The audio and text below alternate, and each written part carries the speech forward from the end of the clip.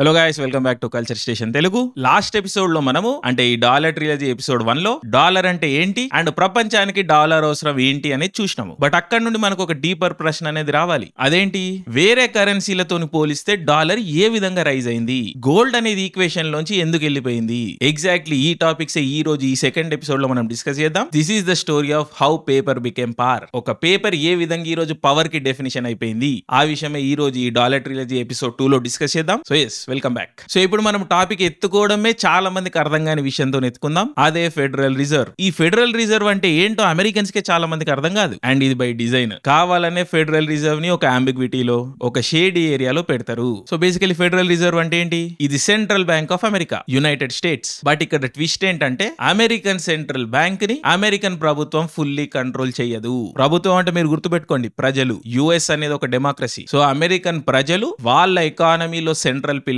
అయిన federal reserve ని fully control చేయరు. ఇది చాలా చాలా క్రూషియల్. సో ఈ సీక్రెట్ ఫెడరల్ రిజర్వ్ అనేది 1913 లో స్టార్ట్ అయింది. దీన్ని ఎవరు స్టార్ట్ చేసిర్రు, కొంతమంది ప్రైవేట్ బ్యాంకర్లు, ఇండస్ట్రియలిస్టులు ఒక ఐలాండ్ లో కలిసి దీన్ని స్టార్ట్ చేసిర్రు. ఈ ఐలాండ్ పేరే జెకిల్ ఐలాండ్. అమెరికాలోని జార్జియా స్టేట్ లో ఉంటది ఇది. ఈ జెకిల్ ఐలాండ్ చుట్టూ చాలా కాన్స్పిరసీస్ ఉన్నాయి, బట్ వీటిల్లో చాలా మటుకు నిజాలు కూడా ఉన్నాయి. సో ఈ జెకిల్ ఐలాండ్ చుట్టూ ఉన్న ఫోక్లోరు, దీని చుట్టూ ఇన్ఫర్మేషన్ మనం ఫర్దర్ ఎపిసోడ్స్ లో డిస్కస్ చేద్దాం. బట్ ఈ ఎపిసోడ్ లో మనకు కావాల్సిన ఇన్ఫర్మేషన్ ఏంటి, ఇదే జెకిల్ ఐలాండ్ లో 1913 లో ఫెడరల్ రిజర్వ్ అనేది క్రియేట్ చేయబడ్డది కొంతమంది ప్రైవేట్ బ్యాంకర్లు, ప్రైవేట్ ఇండస్ట్రియలిస్టుల ద్వారా. ఆఫ్ కోర్స్ ఈ రోజు ఫెడరల్ రిజర్వ్ పైన కొంచెం గవర్నమెంట్ ఓవర్ సైట్ ఉంటది, but largely it is autonomous. So federal reserve ఏం చేస్తుంది, మనీ సప్లై ని కంట్రోల్ చేస్తుంది. అంటే ఎన్ని అమెరికన్ డాలర్లు గుద్దాలి, ఎన్ని మార్కెట్ లోకి రిలీజ్ చేయాలి, ఈ విషయాలన్నీ ఫెడరల్ రిజర్వ్ కంట్రోల్ చేస్తుంది. నెక్స్ట్ ఇంట్రెస్ట్ రేట్లు కూడా ఫెడరల్ రిజర్వ్ సెట్ చేస్తుంది. అంటే basically literally it can create money out of thin air. గాల్లోంచి డబ్బులు సృష్టిస్తున్నారు. అండ్ ఇక్కడ ట్విస్ట్ ఏంటంటే యుఎస్ డాలర్ అనేది కేవలం అమెరికన్ ప్రభుత్వం ప్రింట్ చేస్తలేదు, ఒక బ్యాంకర్ అని ఇన్స్టిట్యూషన్ ప్రింట్ చేస్తున్నది. అండ్ ఈ విషయాన్ని ప్రపంచం గుడ్డిగా నమ్మెళ్తున్నది. We are all suppose to believe in it, the mighty dollar. Again why వద్దాం, ఆ ప్రశ్న కూడా వద్దాము. బట్ ఇక్కడ ఫెడరల్ రిజర్వ్ అనేది చాలా చాలా షేడీ ఆర్గనైజేషన్. సో ఒక private set of bankers and industrialist world ఎకానమీని కంట్రోల్ చేస్తున్నారు. అండ్ వాళ్ళు ఎవరో కూడా చాలా మటుకు ప్రపంచానికి అసలు తెలియదు. సో వరల్డ్ ఎకానమీ ఒక secret group of people control చేస్తున్నారు. Literally, quite literally, this is not an exaggeration. And let alone ఇది అసలు కాన్స్పిరసీనే కాదు. సో అర్థం చేసుకునే ప్రయత్నం చేయండి. ఆఫ్ కోర్స్ 1913 లో ఫెడరల్ రిజర్వ్ స్టార్ట్ అయింది. 1914 లో వరల్డ్ వార్ 1 స్టార్ట్ అయింది యూరోప్ లో. Again these are all coincidences. ఈ సంబంధం లేని విషయాలను మనం నమ్మాలి, okay. But story of dollar మనం ఎప్పుడు చూసుకున్నా ప్రపంచ యుద్ధాలు ఎక్కడో దగ్గర ఇన్వాల్వ్ అయ్యే ఉంటాయి. సో 1913 లో ఫెడరల్ రిజర్వ్ స్టార్ట్ అవ్వడం, 1914 లో వరల్డ్ వార్ 1 స్టార్ట్ అవ్వడం ప్రాబబ్లీ ఏ కోఇన్సిడెన్స్. అట్లనే అనుకోవాలి, నమ్ముదాం మనం, okay right. Next world war 1 వచ్చింది కాబట్టి వరల్డ్ వార్ 2 ప్రస్తావన కూడా రావాల్సిందే. So the year is 1944. World war 2 end అయిపోవడానికి వస్తుంది అని ప్రపంచానికి అర్థమైపోయింది. సో అమెరికన్ స్టేట్ అయిన న్యూ హ్యాంప్షైర్ లో బ్రెటన్ వుడ్స్ అనే ప్లేస్ లో అమెరికా ఆధీనంలో ఒక మీటింగ్ జరుగుతుంది. దీంట్లో 44 allied నేషన్స్ పార్టిసిపేట్ చేస్తాయి. అగైన్ allied నేషన్స్ అంటే రెండో ప్రపంచ యుద్ధంలో 2 గ్రూపులు కొట్లాడినాయి కదా, ఒకటి allied గ్రూప్, ఒకటి యాక్సిస్ గ్రూప్. allied నేషన్స్ అంటే America, UK, France, Soviet Union ఇవి ఉండేవి. యాక్సిస్ నేషన్స్ అంటే జర్మనీ, జపాన్, ఇటలీ ఈ గ్రూప్స్ ఉండేవి. సో అమెరికా సైడ్ లో ఉన్న 44 allied నేషన్స్ ఈ బ్రెటన్ వుడ్స్ మీటింగ్ కి అటెండ్ అయినాయి. సో ఈ మీటింగ్ లో వచ్చిన కన్సెన్సస్ ఏంటి, యూరోప్ అనేది డిస్ట్రాయ్ అయిపోయింది. అగైన్ వాస్తవం. And most European countries are broke. పైసలే వాళ్ళ దగ్గర, పైసలన్నీ యుద్ధానికి అయిపోయినాయి. సో 1944 లో ఏ కంట్రీ స్ట్రాంగ్ ఉండే, ఏ కంట్రీ ఎకానమీ స్ట్రాంగ్ ఉండే? Simple answer is simple, the United states of America. Of course Soviet union కూడా ఉంది, కానీ అది ఆపోజిట్ సైడ్. ఆఫ్ కోర్స్ వీళ్ళు రెండో ప్రపంచ యుద్ధం ఒక సైడ్ నుంచే పోరాడుతున్నారు. సోవియట్ యూనియన్, అమెరికా కలిసే పోరాడుతున్నాయి. కానీ ఈ వరల్డ్ వార్ 2 అనేది ఎండ్ అయిపోతుంది. సో అమెరికాకి మిగిలిన ఏకైక శత్రువు సోవియట్ యూనియన్ అని అమెరికాకి తెలుసు, సోవియట్ యూనియన్ లో ఉన్న లీడర్స్ కి తెలుసు. సో సోవియట్ యూనియన్ ఏ విధంగా కార్నర్ చేయాలి, ఏ విధంగా సోవియట్ యూనియన్ ని డామినేట్ చేయాలి అన్న ప్లానింగ్ అమెరికాలో ఎప్పటి నుంచో స్టార్ట్ అయిపోయింది. అమెరికా అణుబాంబు తయారు చేసిందే సోవియట్ యూనియన్ కోసం. అగైన్ ఇవన్నీ మనం తర్వాత మాట్లాడదాము. సో ఈ వెస్టర్న్ allied ఫోర్సెస్ లో మిగిలిన ఏకైక స్ట్రాంగ్ ఎకానమీ, స్ట్రాంగ్ కంట్రీ ఏది? అమెరికా. రెండో ప్రపంచ యుద్ధం ఎండ్ అయిపోయే టైం కి అమెరికా అనే వెస్టర్న్ హెమిస్ఫియర్ లో సోల్ సూపర్ పవర్ లాగా నిలబడ్డది, సోల్ స్ట్రాంగ్ ఎకానమీ లాగా నిలబడ్డది. సో ఎగ్జాక్ట్లీ ఈ టైంలో బ్రెటన్ వుడ్స్ అనే అగ్రిమెంట్ సైన్ చేయబడ్డది. సో ఈ అగ్రిమెంట్ కీ హైలైట్స్ ఏంటి, ప్రపంచంలోని అన్ని major currencies would be pegged to the US dollar. అంటే మాల్గా కరెన్సీని గోల్డ్ తో బ్యాక్ చేస్తారు కదా, ఎందుకంటే కరెన్సీ అనేది note, literally piece of paper. దానికి వాల్యూ ఎక్కడి నుంచి వస్తున్నది, ఒక నోట్ కి వాల్యూ ఎక్కడి నుంచి వస్తున్నది, ఈ నోట్ కి బదులుగా ఎంతో కొంత గోల్డ్ వస్తది. సో గోల్డ్ కుంది వాల్యూ, నోట్ కేం లేదు. సో ఈ నోటు వాపస్ ఇస్తే ఎంతో కొంత మనకు గోల్డ్ వస్తది అన్న నమ్మకం పైనే ఒక టోటల్ ఎకానమీ కరెన్సీ అనేది డిపెండ్ అయి ఉంటది. కానీ 1944 లో బ్రెటన్ వుడ్స్ అగ్రిమెంట్ ప్రకారం ప్రపంచంలోని మేజర్ కరెన్సీస్ అన్ని గోల్డ్ తోని బ్యాక్ కావు, యుఎస్ డాలర్ తోని బ్యాక్ అయితే అయిపోయాయి. అగైన్ ఎందుకు? బికాజ్ ఆ రోజు 1944 లో అమెరికానే world's biggest goonda and America చెప్పిన రూల్ పాటించడం తప్పించి మిగిలిన యూరోపియన్ శక్తులకి పెద్దగా ఆప్షన్స్ లేవు. అండ్ 1944 కి ఇండియాకి ఇంకా స్వాతంత్రం రాలేదు, మీరు గుర్తుపెట్టుకోండి. So majority of the world still dependent on Europe and in turn Europe was depending on USA. So ఈ విధంగా సిస్టమ్ ని అమెరికా హ్యాక్ చేసింది. సో ప్రపంచంలోని మేజర్ కరెన్సీస్ అన్ని డాలర్ తో బ్యాక్ అవుతాయి అండ్ డాలర్ ఇన్ రిటర్న్ వచ్చేసి గోల్డ్ తో బ్యాక్ అవుతుంది. అండ్ ఇది ఒక ఫిక్స్డ్ రేట్ అనమాట. $35 ఇస్తే ఒక ఔన్స్ ఆఫ్ గోల్డ్ అనేది రిటర్న్ లో వస్తుంది. అంటే ఒక ఔన్స్ అంటే 28.3 grams అండ్ ఇది ఫిక్స్డ్ రేట్. సో బ్రాడ్లీ ఇది Bretton Woods agreement. So basically Bretton Woods agreement లో ఏం జరిగినట్టు, ఒక ఇండివిజువల్ కరెన్సీకి గోల్డ్ కి మధ్యలో డాలర్ అనేది దూర్చబడింది. డాలర్ అనేది మిడిల్ మ్యాన్ అయిపోయింది వరల్డ్ ఎకానమీకి. ఎందుకంటే యూరోప్ డిస్ట్రాయ్ అయిపోయింది. అంటే 1944 కి ప్రపంచం అనేది డిస్ట్రాయ్ అయిపోయింది టెక్నికలీ స్పీకింగ్. సో ఎవరికి పక్క కరెన్సీ మీద నమ్మకం లేదు. సో ఏకైక నమ్మకం ఏ కరెన్సీ పైన ఉన్నది? డాలర్ పైన. ఎందుకు? Dollar is backed by real gold. So ఈ విధంగా డాలర్ అనేది వరల్డ్ ఎకానమీలో సుప్రీం కరెన్సీ లాగే ఎమర్జ్ అయింది. అఫ్ కోర్స్ ఇప్పటి వరకు అంతా వినడానికి బానే ఉంటది, కానీ 1944 అనేది America peak. American economy strongest ఉన్నది, ప్రపంచాన్ని శాసిస్తున్నది, అన్ని బాగా నడుస్తున్నాయి. సో డాలర్ పవర్ సుప్రీమసీ కూడా పీక్ లో నడుస్తున్నది. బట్ కొన్ని దశాబ్దాల తర్వాత ద ఇయర్ ఈజ్ 1971. ఇక్కడ ఒక most shocking incident take place చేస్తుంది. మోడర్న్ ఎకనామిక్ హిస్టరీలో మోస్ట్ డిసైసివ్ డెసిషన్ ఇది. రిచర్డ్ నిక్సన్ అమెరికన్ ప్రెసిడెంట్ 1971 లో ఒక డెసిషన్ తీసుకుంటాడు. అదేంటిది? The United states will suspend the convertibility of the dollar into gold. అంటే అర్థం ఏంటి? ఇందాక చెప్పినట్టు ఆ మూమెంట్ వరకు ఫారెన్ కంట్రీస్ అనేవి డాలర్ ఇచ్చి గోల్డ్ రిటర్న్ లో తీసుకోగలిగేవి.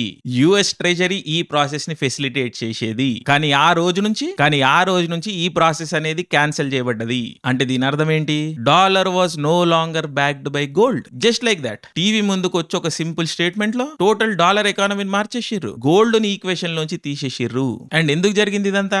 The answer is always the same. USA తన అవసరాలు తీర్చుకోవడానికి డాలర్లను ప్రింట్ చేస్తూనే ఉంటది. Again Federal Reserve, it is not controlled by the government of USA. That means it is not controlled by the people of USA. So federal reserve లకి అంటే బ్యాంక్లకి, ఇండస్ట్రియలిస్ట్లకి వాళ్ళ interest వాళ్ళకు ఉంటాయి. ముందు ఎపిసోడ్ లో నేను చెప్పినా కదా, అమెరికా అనేది ఒక వార్ మెషిన్. ఈ వార్ అనేది ఎప్పుడు నడుస్తూనే ఉండాలి. సో రెండో ప్రపంచ యుద్ధం అయిపోయింది, కానీ వార్ మెషిన్ అయిపోతుందా? లేదు. కోల్డ్ వార్ స్టార్ట్ అయింది. కోల్డ్ వార్ పేరు మీద మల్టిపుల్ యుద్ధాలు స్టార్ట్ అయినాయి. Korean war, Vietnam war, space program, వీటన్నిటికీ డబ్బులు కావాలి. డబ్బులు కావాలంటే ఏంటి?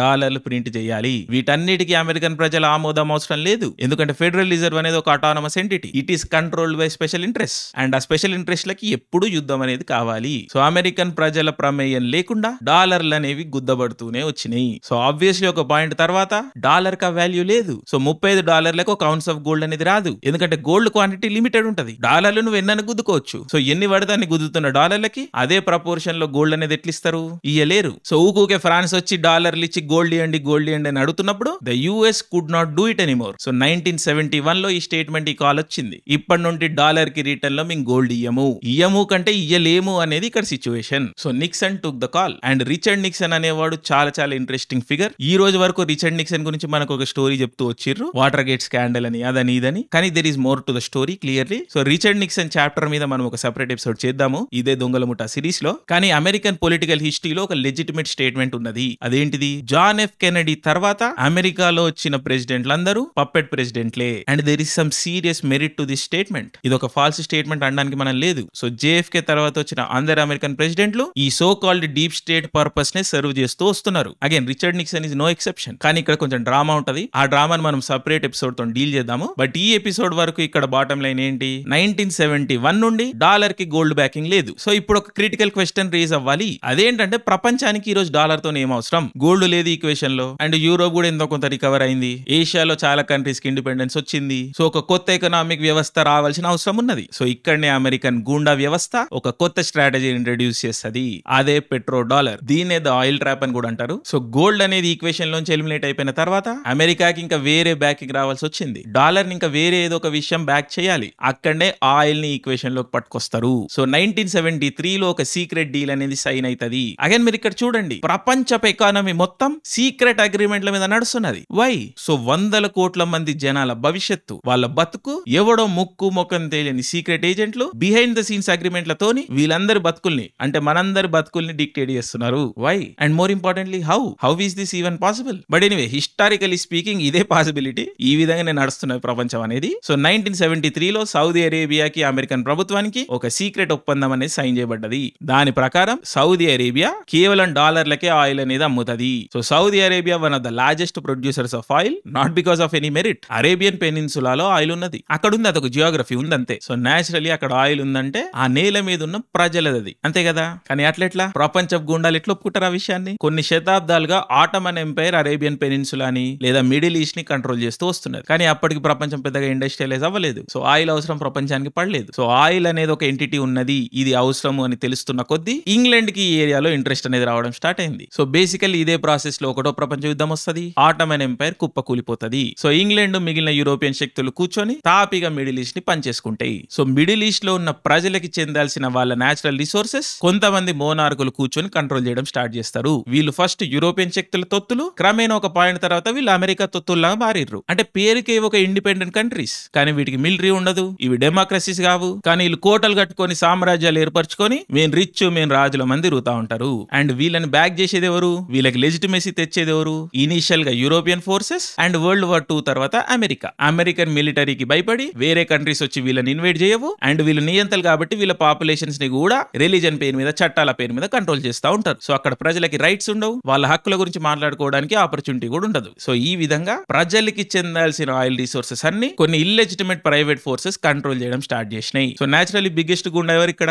అమెరికా. సో గోల్డ్ అన్నది డాలర్ ఈక్వేషన్ లోంచి వెళ్ళిపోగానే డాలర్ కి ఏదో ఒక బ్యాకింగ్ ఇవ్వాలి కాబట్టి one of the world's biggest oil producer అయిన సౌదీ అరేబియాతోని అమెరికన్ ప్రభుత్వం ఒక సీక్రెట్ అరేంజ్మెంట్ అనేది ఏర్పరుస్తుంది. అండ్ ఆఫ్ కోర్స్ సౌదీ అరేబియాతో ఈ ప్రాసెస్ స్టార్ట్ అయ్యి అన్ని ఆయిల్ ప్రొడ్యూసింగ్ కంట్రీస్ కి, అంటే ఓపెక్ కంట్రీస్ కి స్ప్రెడ్ అవుతుంది. ఓపెక్ అంటే organization of the petroleum exporting countries. Again OPEC అనేది కూడా చాలా షేడీ ఆర్గనైజేషన్, వేరే సెపరేట్ ఎపిసోడ్ లో డీల్ చేద్దాం దీన్ని. బట్ ఇక్కడ బాటమ్ లైన్ ఏంటి? 1973 నుండి సౌదీ అరేబియా కేవలం డాలర్లకి రిటర్న్ లోనే ఆయిల్ నమ్మడం స్టార్ట్ చేసింది. ఆ తర్వాత మిగిలిన ఓపెక్ కంట్రీస్ కి కూడా ఇది స్ప్రెడ్ అయింది. సో ఇప్పుడు ఇండియా ఉన్నది, ఇండియాకి ఆయిల్ అవసరం, ప్రపంచంలోని ప్రతి కంట్రీకి ఆయిల్ అవసరమే. కానీ ఇండియాలో అంత ఎక్కువ ఆయిల్ రిసోర్సెస్ లేవు. సో మనం ఆయిల్ ఇంపోర్ట్ చేసుకోవాలి. సో మనం ఆయిల్ ఇంపోర్ట్ చేసుకోవాలి అంటే డైరెక్ట్ గా వెళ్ళి గోల్డ్ ఇస్తాము, లేకపోతే ఇండియన్ రూపీ ఇస్తాము అంటే ఈ ఓపెక్ కంట్రీస్ ఒప్పుకోవు. సో ఇండియా లాంటి కంట్రీ ఫస్ట్ ఏం చేయాలి? డాలర్లను కొనుక్కోవాలి. డాలర్లను కొనుక్కొని ఈ ఓపెక్ కంట్రీస్ దగ్గరికి వెళ్తే అప్పుడు వాళ్ళ డాలర్లను తీసుకొని ఆయిల్ మనకి రిటర్న్ లో ఇస్తారు. సో ఇక్కడ ఏం జరుగుతున్నది?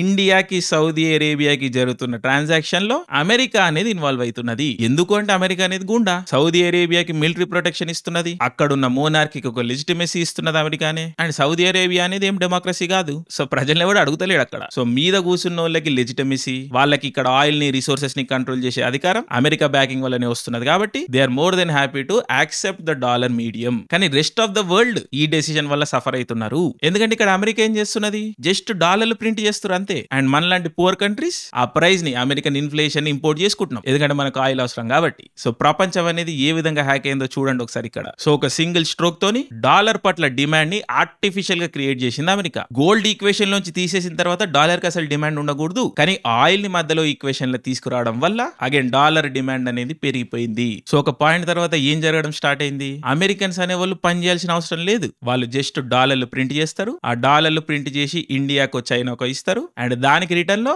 ఇండియన్స్ అందరూ పని చేస్తారు కదా, చైనీస్ అందరూ పని చేస్తారు కదా ఫ్యాక్టరీలలో వాటిల్లో. సో వీళ్ళు వస్తువులు ప్రొడ్యూస్ చేస్తారు కదా. సో అమెరికా కూర్చొని ఫ్రీగా ప్రింట్ చేసిన డాలర్లకి ఇన్ రిటర్న్ రియల్ ప్రొడక్ట్స్ వాళ్ళు ఇంపోర్ట్ చేసుకుంటారు. సో ఇక్కడ ఏం జరుగుతుందో మీరు అర్థం చేసుకోండి. రెస్ట్ ఆఫ్ ద వరల్డ్ అంతా పని చేస్తున్నది, పని చేసి రా మెటీరియల్ ని వాడుకొని ప్రోడక్ట్లు, ఫినిష్డ్ గూడ్స్ తయారు చేస్తున్నారు. అండ్ అమెరికా లేదా అమెరికన్స్ జస్ట్ డాలర్లు ప్రింట్ చేసి అవుట్ ఆఫ్ థిన్ ఎయిర్ గాల్లోంచి నోట్లు ప్రింట్ చేసి ఆ నోట్లు వేరే దేశాలకు ఇచ్చి రియల్ గూడ్స్ అనేవి వాళ్ళు ఇంపోర్ట్ చేసుకుంటున్నారు. సో ఇక్కడ ఏం జరుగుతున్నది?